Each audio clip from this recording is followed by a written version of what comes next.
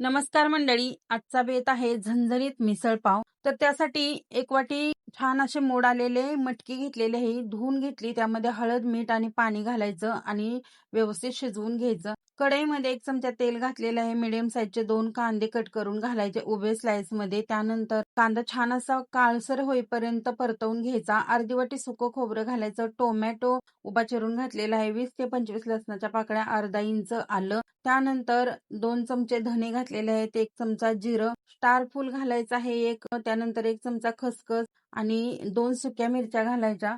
त्यानंतर हिरवी विलायची आहे ते 2 किंवा 3 तुम्ही टाकू शकता. दालचिनीचा 1 तुकडा टाकायचा.